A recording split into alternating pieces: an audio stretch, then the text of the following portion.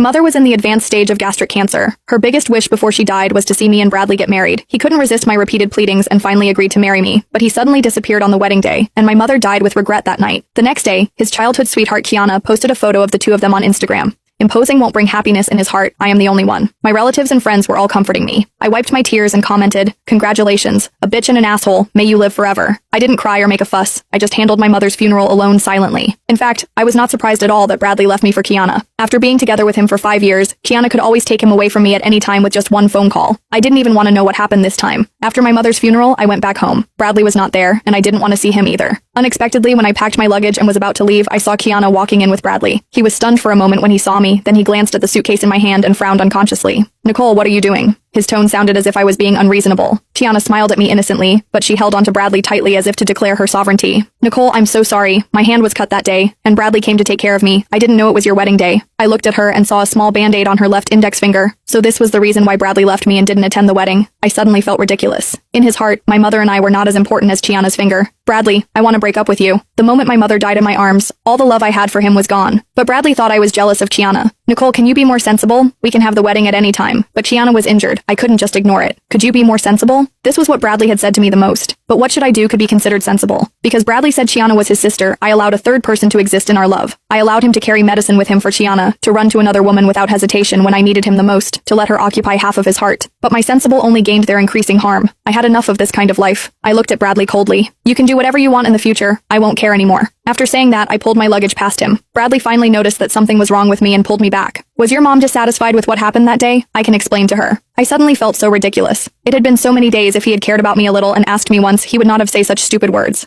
I pried his hand away. "There's no need." I had always been cautious, gentle, and ingratiating myself with Bradley, and had never been as indifferent as I am now. Bradley looked at my back, his eyes stunned for a moment. After coming to his senses, he was about to chase after me, but was stopped by Kiana. "Bradley, this is not your fault. If her mother hadn't pretended to be sick, how could you have been forced to marry her?" I felt like something exploded in my head. Before I realized, I had already slapped Kiana in the face. Bradley, who originally felt guilty towards me, suddenly changed his expression. He subconsciously protected Kiana behind him. His eyes were cold. "Nicole, what are you doing?" I glared at Kiana. "You'd better keep your mouth clean." Kiana was aggrieved. "Was I wrong? If your mother hadn't pretended to be sick and threatened Bradley, how could he marry you?" I looked at Bradley. "Do you think so too?" He didn't answer, but I got the answer from his eyes. Half a year ago, my mother was diagnosed with advanced gastric cancer. She knew she didn't have much time left, and her greatest wish before she died was to see me marry the person I loved and have a good husband. In order to let my mother rest in peace, I begged Bradley desperately and even knelt down in front of him to ask for this wedding. But he thought my mother was pretending, just to force him to marry me. Maybe he always looked down on me from the bottom of his heart.